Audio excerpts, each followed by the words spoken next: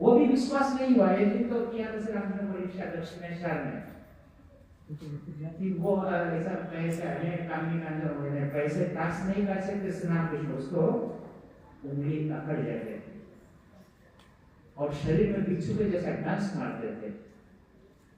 नारायण को लगा था ये सही नहीं है, ये भी ढोंगी है, परीक्षा करके देखेंगे। उसने श्री रामकृष्ण अपने कमरे प्रवेश के पहले ही उसको बिस्तर के नीचे एक रुपया रख दिया। श्री रामकृष्ण जब उसको बैठने गया तो बीच डर जैसा लगा, बैठ नहीं सका।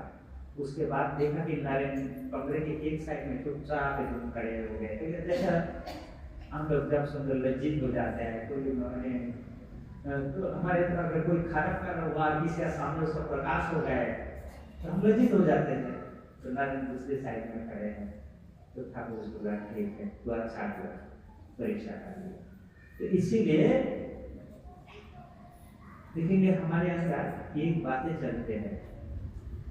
मैंने बांग्ला बोले मानो हिंदी में बोले वाला मैंने बांग्ला आगे बोले ना তারপরে হিন্দি বলতে বাংলা হচ্ছে নিরামিষ আমিষ খাবার নিয়ে আমাদের অনেক তর্ক। যেটা আদি শঙ্করা বলছে আহারণ কি আহার, আমরা যে কিছু আহারণ করি সেটি হচ্ছে আহার। আহারণ মানে শুধু মুখ দিয়ে নয়, না কান চোখ দশ ইন্দ্রিয় আছে আমাদের, যে পাঁচটি জ্ঞানেন্দ্রিয় পাঁচটি কর্মেন্দ্রিয় পাঁচটি জ্ঞানেন্দ্রিয় আমরা সব কিছু আহারণ করি।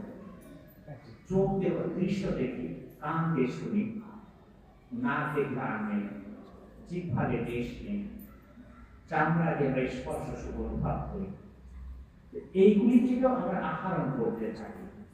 তো নিরামিষ আহার তখনই হয় যখনই চোখ ভালো দৃশ্য দেখবে, মন্দ দৃশ্য দেখবে না, জিভ ভালো জিনিসই খাবে, ভালো মন্দ জিনিস খাবে না, কান ভালো জিনিসই শুনবে, মন্দ জিনিস শুনবে না, প্রত্যেকটি ইন্দ্রিয় সংযত থাকবে, তখনই নিরামিষ আহার হবে।